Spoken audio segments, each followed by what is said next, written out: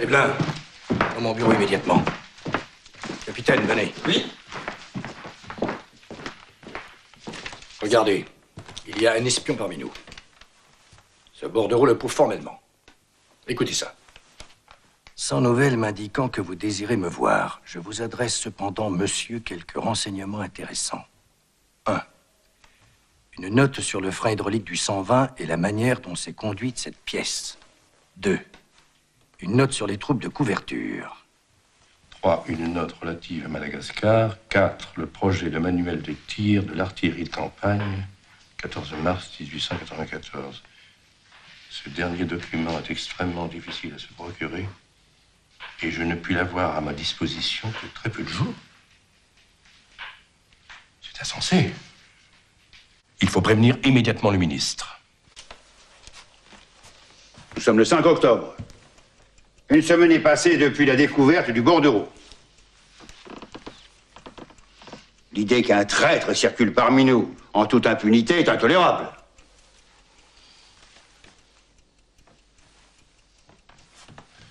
Colonel, j'attends de vous des idées, de l'initiative et des résultats.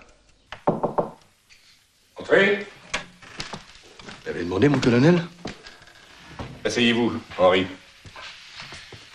Le colonel Fabre du 2e bureau m'a fait parvenir cette note. D'après les renseignements qu'il propose, le coupable que nous cherchons est passé dans tous les bureaux du ministère. Bien sûr, il faut chercher parmi les stagiaires, les officiers de l'état-major récemment brevetés.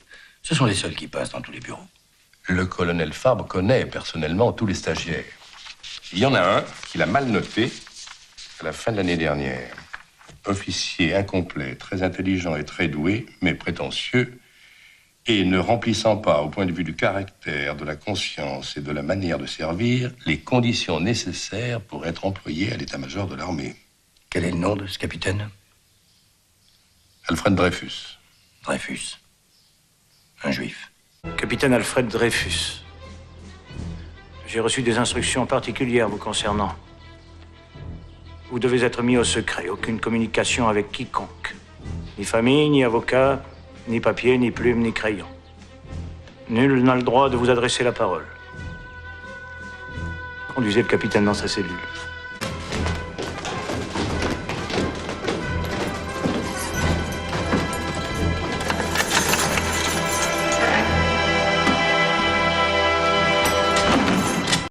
Le greffier lit la sentence.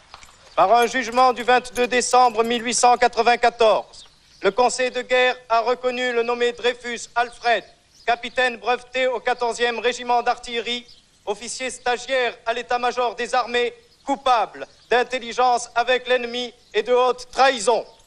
Par ces motifs, le Conseil de guerre a condamné le nommé Dreyfus Alfred à la déportation à perpétuité dans une enceinte fortifiée hors du territoire continental de la France et à la dégradation militaire.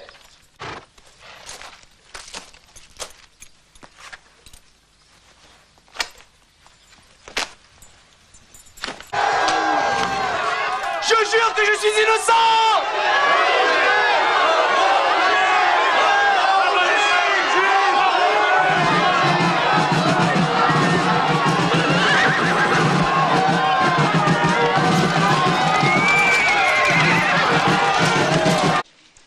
J'aimerais vous lire ma lettre au président de la République. Allez-y, monsieur Zola, je suis prêt. On enferme la vérité sous terre, elle s'y amasse.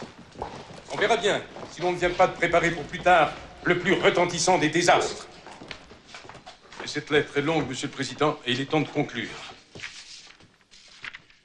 J'accuse le lieutenant-colonel du Paty de Clam d'avoir été l'ouvrier diabolique de l'erreur judiciaire. J'accuse le général Mercier de s'être rendu complice, tout au moins par faiblesse d'esprit, d'une des plus grandes iniquités du siècle. J'accuse le général de Boisdeffre d'avoir eu entre les mains les preuves certaines de l'innocence de Dreyfus et de les avoir étouffées. J'accuse enfin le premier conseil de guerre d'avoir violé le droit en condamnant un accusé sur une pièce restée secrète.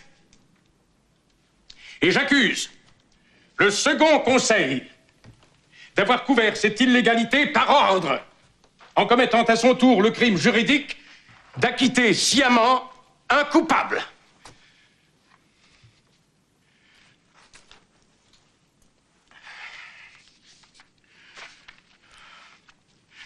Je n'ai qu'une passion,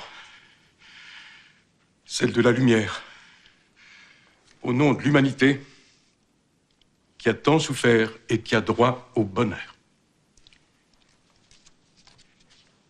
Ma protestation enflammée n'est que le cri de mon âme.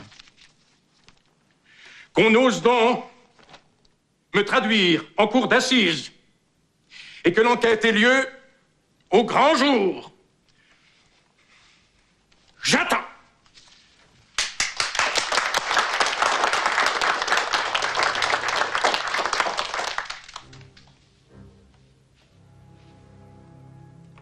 J'accuse.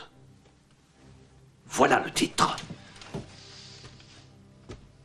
En caractère d'affiche, sur toute la première page. On tire à 300 000.